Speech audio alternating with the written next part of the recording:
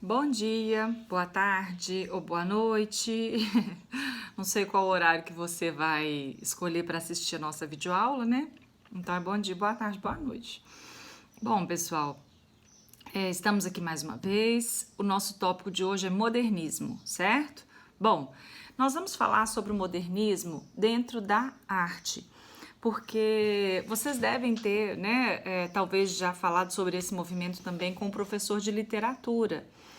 Só que nós não vamos falar, né, da literatura especificamente, nós vamos falar sobre o movimento artístico que aconteceu nesse período, tá bom?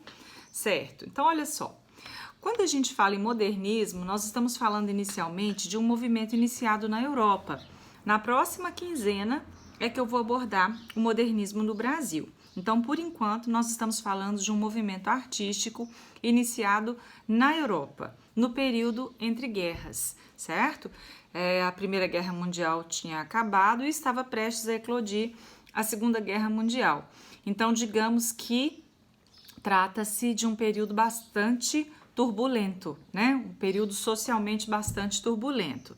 Bom, e aí é importante a gente saber que o modernismo, ele não foi um movimento unificado. Foram várias tendências artísticas que foram pipocando na Europa, em vários locais, em vários países diferentes, e esses movimentos, muitas vezes, eles tinham características semelhantes, outras vezes eles tinham características totalmente diferentes, totalmente antagônicas, certo? Bom, e esses movimentos, eles foram chamados de movimentos de vanguarda europeia. Os movimentos de vanguarda, como eu disse, o que significa a palavra vanguarda a princípio?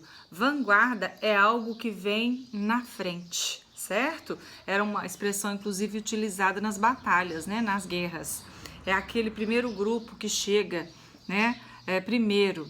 Então, foram movimentos com essa intenção de chegar na frente, de começar algo, de iniciar algo novo, certo?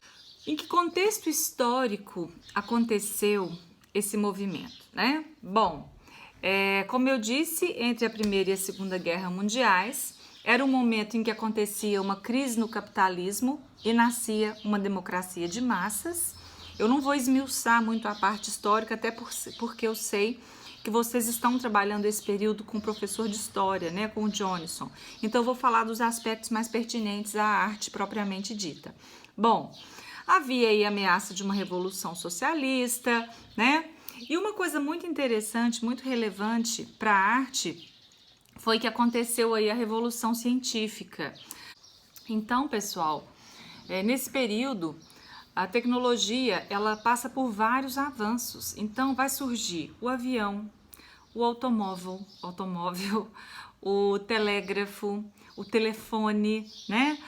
O cinema também, né? Inclusive é o nosso próximo tópico que nós vamos trabalhar. O cinema também surge nesse período. Imaginem só, para quem estava acostumado a ver imagens inertes, agora começa a ver aquelas grandes telas com as imagens em movimento.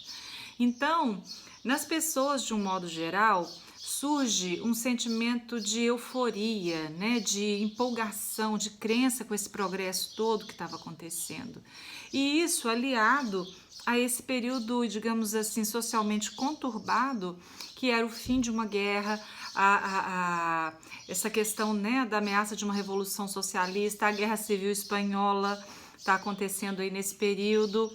Então, todas essas mudanças, elas causam uma inquietação geral nas pessoas. Bom, e aí a arte vai refletir essas inquietações.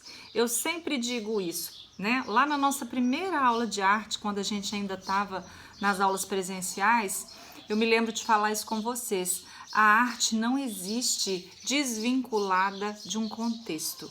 A arte, ela vai sempre refletir a política, a economia, a história, a cultura daquele período em que ela acontece. Isso, se a gente fala, né, considera, por exemplo, o barroco, que nós acabamos de estudar, a gente vê que aquela produção artística, ela está impregnada daquele momento histórico, da questão ali da Contra-Reforma, né, do poder da igreja, da briga da igreja para poder conseguir o seu espaço que ela vinha perdendo, e através daquela coisa de catequizar os povos das novas terras, isso influenciou muito, inclusive, o barroco brasileiro. Então é muito importante a gente pensar isso. A arte acontece, ela existe em função de um contexto e ela vai retratar das mais diversas formas possíveis esse momento histórico em que ela é produzida. Então, no caso do modernismo, foi isso que aconteceu. Todas essas mudanças que estavam acontecendo vão ser refletidas na arte, certo? Então, o que vai acontecer? Toda a arte produzida até aquele momento era uma arte dentro dos padrões tradicionais, né? Vocês vão escutar um termo que talvez seja novo para vocês. A arte, ela seguia o academicismo. O que é o academicismo? É aquela arte da universidade, é aquela arte da academia, das escolas artísticas. É aquela arte que tem que seguir um modelo, que tem que seguir um padrão, né? Então, se fôssemos discutir sobre arte, por mais que falássemos nesse período sobre, é um óleo sobre tela, é uma aquarela, a técnica utilizada foi tal ou outra, né? A escultura, qual que é o material da sua escultura? É argila, é gesso, é metal, é bronze, é mármore. Independente do que fosse, essa arte seguia um padrão. Na pintura eram muito recorrentes paisagens, né? Pessoas, belas mulheres, né? Na escultura também, esculturas de pessoas, de objetos. E aí, esse grupo de artistas, eles querem justamente quebrar esse tradicionalismo. Então, o que eles vão tentar? Apresentar, criar uma arte nova, que quebre com essa tradição, com esse academicismo, né? Uma arte que até então ninguém nunca tinha criado, ninguém nunca tinha visto. E isso, como eu disse, vai surgir em vários pontos da Europa com os nomes de vanguardas europeias, certo? Então, nós vamos falar sobre esses movimentos de vanguarda. Eles foram 5, certo? Como eu disse, eles tiveram características às vezes semelhantes, às vezes totalmente diferentes um do outro. Foram eles o futurismo, o expressionismo, o dadaísmo, o surrealismo e o cubismo. Então, primeiramente, nós vamos falar sobre o futurismo.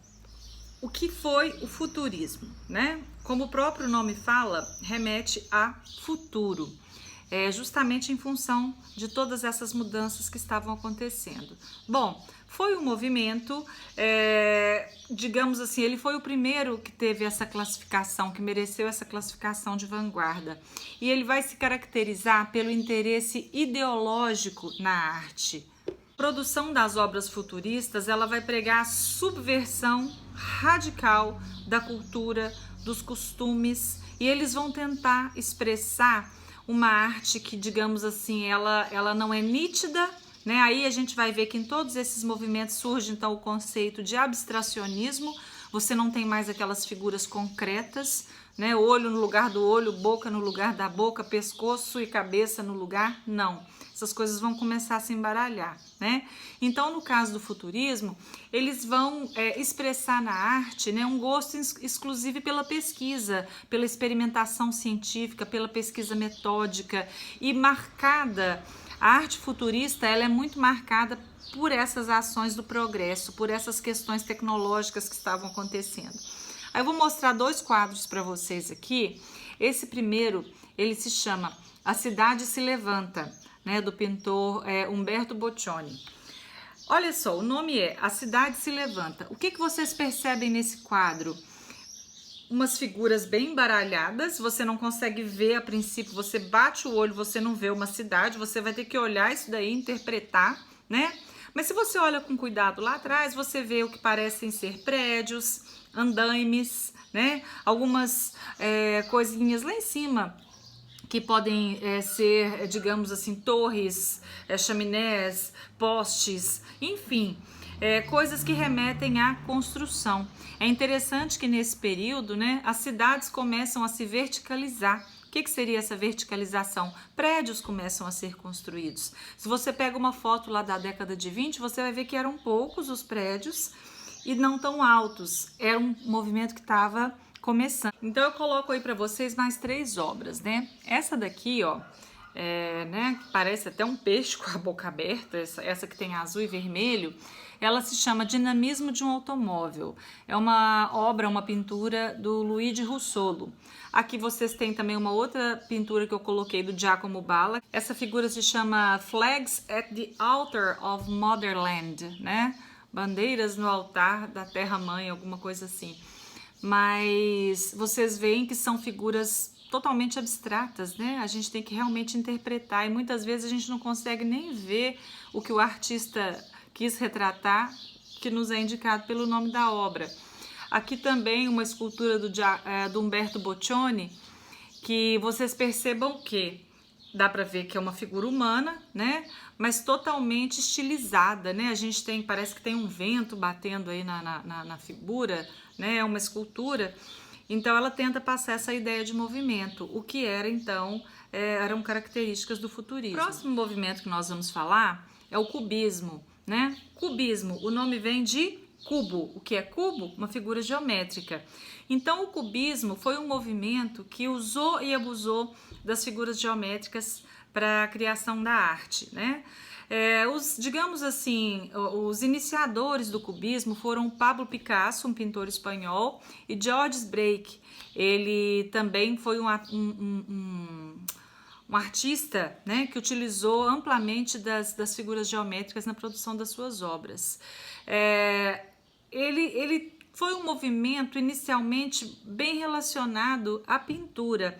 Posteriormente, ele, digamos assim, é claro, ele foi para a literatura também. Na literatura ele vai ter as suas características, né, que eles vão usar, digamos assim, da geometrização das palavras, mas isso é uma coisa que eu vou deixar para o professor de literatura falar com vocês, e vou mostrar aqui algumas obras cubistas. Essa primeira que eu coloco se chama O Homem do Café, de Juan Cris, é um quadro de 1914. Vocês percebam que é difícil até de localizar o homem, é difícil de localizar o café, mas o que está bem nítido para a gente são as formas geométricas, né? Você vê aí muitos triângulos, né? E figuras bastante geometrizadas. Coloquei também mais 2 quadros, Las Demoiselles d'Avignon, que é esse, que são várias mulheres, né? Vocês percebem que elas, digamos assim, num primeiro momento a gente percebe elas meio desfiguradas. A gente percebe que isso é uma tendência de todos os estilos modernistas, né, que é quebrar com o padrão. Então ele coloca essas mulheres aí utilizando também das formas geométricas. E o quadro Guernica, do Pablo Picasso, que inclusive eu não vou falar muito sobre ele porque está no trabalho que nós jogamos para vocês.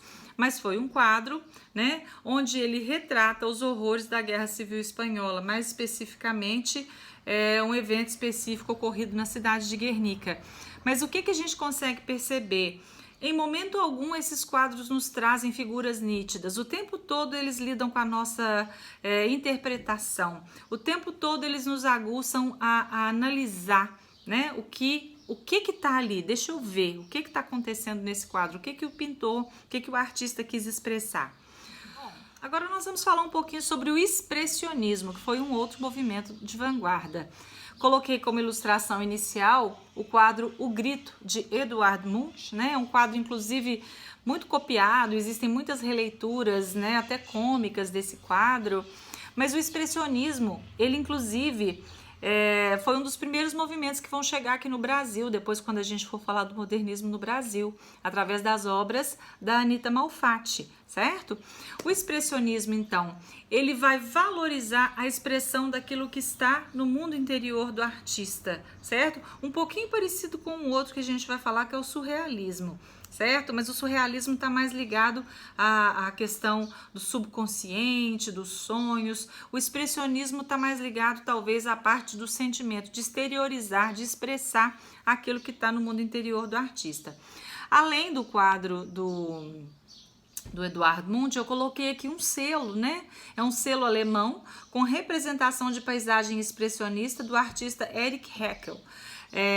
Então, olha só, também, como os outros movimentos de vanguarda, o expressionismo se contrapõe às tendências tradicionais, né? Ele tenta captar a realidade, mas expressando-a de uma forma diferenciada, de acordo, como eu disse, com a visão interior do artista, como ele vê a realidade. Então, a gente vai perceber que o artista, nessa tendência, ele vai estar mostrando os quadros talvez um pouco distorcidos, né? Imagens distorcidas. Será que a gente poderia considerar que ele está vendo o mundo naquele momento de uma maneira distorcida? As coisas que estão acontecendo naquele momento, né? Bom, esses quadros expressionistas também, muitos deles a gente vai perceber talvez a questão da angústia, o que inclusive é muito nítido nesse quadro, o grito, né? Isso tem a ver com essa exteriorização daquilo que está dentro do sentimento, dentro do mundo interior do artista. O surrealismo é o meu preferido devido à perfeição, né, das obras. Foi um estilo onde os artistas, principalmente o mais famoso deles, que foi o Salvador Dalí, eles utilizavam pincéis muito finos. Então, quando você vê as obras surrealistas, principalmente se vistas de uma certa distância e principalmente vistas também numa tela de computador, dá a impressão de que não são pinturas, de que são imagens criadas no computador. E isso em função da finura dos pincéis que eram utilizados. Mas o surrealismo, o próprio nome fala, surreal, aquilo que está além do real. Né? Eles se inspiraram muito nas obras do Freud, né, que é o pai da psicanálise e que foi um estudioso do nosso subconsciente. Então, os artistas surrealistas, eles vão colocar na tela aquilo que está no seu subconsciente, aquilo que não pode existir na realidade, mas que frequentemente pode vir a estar, né, nos nossos sonhos. Então, você vê figuras como essa aqui, por exemplo, que é o ovo cósmico. Muita gente pensa que essa figura é do Salvador Dalí, mas na verdade ela é de um discípulo dele, né, que é o Vladimir Kush. Olha que interessante dessa obra. Olha o que ele criou. Um ovo, né, que se quebra, a gema ficou sendo o sol, as cascas, né, as duas partes da casca escoradas por andaimes, a clara como se surgisse ali um rio. Então realmente é uma imagem surreal, fantasiosa, né, sugere coisas relacionadas aos nossos sonhos. Coloquei aqui mais alguns quadros do Dalí, olha só. Um aqui ele coloca um elefante e na cara do elefante ele coloca um trombone, né, já que o elefante tem tromba. Esse dos relógios derretendo, ele sempre gostava de usar relógios nas obras dele. Eu acho que ele tinha uma questão muito relacionada ao tempo que ele queria expressar nessas obras. Nesse outro aqui também, né, a gente vê cavalos com pernas gigantescas, outras pernas que já não apoiam, não suportam cavalos, mas um palácio, enfim, né? São obras muito fantasiosas, mas muito lindas, muito interessantes. E o último desses movimentos de vanguarda é o dadaísmo, gente, que foi simplesmente uma loucura total, né? Os dadaístas, eles foram os mais radicais. Eles pregavam a anti-arte. Eles queriam produzir e chamar de arte aquilo que definitivamente não poderia ser considerado como arte. Então, quando a gente olha as obras dadaístas, a gente fala assim, pelo amor de Deus, isso não é arte, isso é loucura, né? Como essas que eu tô mostrando aqui para vocês. Essa aqui é um mictório, o nome dessa obra é A Fonte, né? E essa outra, que é uma roda de bicicleta em cima de um banquinho. Então, eles realmente queriam, né, digamos assim, debochar de tudo através da arte, né? Bom, na verdade, o que eles estavam tentando é mostrar uma revolta contra o capitalismo burguês. O que, se a gente for pensar, chegava a ser uma incoerência, porque todos esses artistas eram pessoas, digamos assim, não pertencentes às grandes massas. E é uma coisa muito interessante de se pensar. Quando a gente fala de todos esses movimentos artísticos, né, o modernismo como um exemplo, é interessante a gente pensar que não foram movimentos nem feitos, nem praticados pelas grandes massas. Eram movimentos de elites, né? Eram jovens que frequentavam universidades, que frequentaram museus, né? Que tiveram aulas de pintura, que tiveram convivência com uma cultura muito elevada. Então, quando a gente fala que pessoas desse meio estão protestando contra o capitalismo, acaba sendo uma incoerência, mas muitos desses movimentos, o dadaísmo principalmente, tinha essa intenção, né, de criticar a burguesia, de criticar o capitalismo. Bom, não vou me estender demais. O meu objetivo hoje foi falar dos movimentos de vanguarda, certo? E eu só quero fazer uma observação no final. Estamos lançando para vocês, eu e o professor Johnson, uma atividade que é uma releitura da obra Guernica, de Pablo Picasso. Então, eu quero que vocês fiquem bem atentos ao que é uma releitura. Releitura não é você pegar a obra inicial e avacalhar com ela. Tem gente que confunde isso, né? E existem, inclusive, muitas avacalhações feitas a partir de obras de arte que são chamadas de releitura. Não é isso. O que é uma releitura? Você estuda aquela obra, a intenção do artista, o contexto histórico em que aquela obra foi produzida e, a partir daí, você produz algo semelhante, porém considerando o seu contexto histórico, a sua realidade atual, né? Então, se você estudar sobre a Mona Lisa, por exemplo, você vai ver que ela foi produzida lá no Renascimento, né? Você vai estudar as características históricas do Renascimento e, de repente, você vai tentar criar uma Mona Lisa dentro do que é a nossa realidade hoje. O que seria? Talvez a Mona Lisa falando no celular, né? Eu já vi muitos que eles colocam a Mona Lisa com os lábios grandes, né? Porque nós estamos nessa onda agora de um padrão de beleza que pode ser muito modificável, né? Através dos procedimentos estéticos. Então, é isso. É você pegar uma obra e tentar fazer algo semelhante dentro do seu contexto. Não significa que você precise usar aquela obra como base, como matriz, né? Se fosse fazer, por exemplo, uma releitura da Mona Lisa, não significa que você precise ir lá, pegar aquele quadro do Leonardo, recortar o rosto, colar alguma coisa em cima, não. Você pode muito bem reproduzir uma Mona Lisa tirando uma foto de uma mulher atual, né? Talvez fazendo uma pose semelhante e no fundo ali você vai colocar coisas que sejam da realidade atual. Então, para fazer essa releitura que nós estamos propondo do quadro Guernica, vocês podem utilizar a obra inicial, fazer colagens, ou vocês podem simplesmente usar a técnica que o Pablo Picasso utilizou, que foi o cubismo. Ele era um artista cubista e ele utiliza-se desse padrão artístico nesse quadro. E a partir daí vocês podem criar uma obra totalmente sua com elementos atuais. Vocês podem falar de coisas que te afligem na atualidade. Eu não vou citar exemplos para não influenciar a escolha de vocês, do que vocês querem retratar na sua releitura. Mas é isso, inspirem-se no que Pablo Picasso fez, né? Sugiro a utilização da técnica do cubismo, onde vocês vão usar figuras geométricas e tentem retratar algo atual, algo que esteja inserido no nosso contexto histórico, social, econômico, cultural, agora, né, dos nossos dias, tá bom? É essa a tarefa. Se vocês tiverem dúvidas, eu estou à disposição, podem me mandar mensagens e eu ajudo vocês no que estiver ao meu alcance, tá bom? Um beijo e até o próximo vídeo.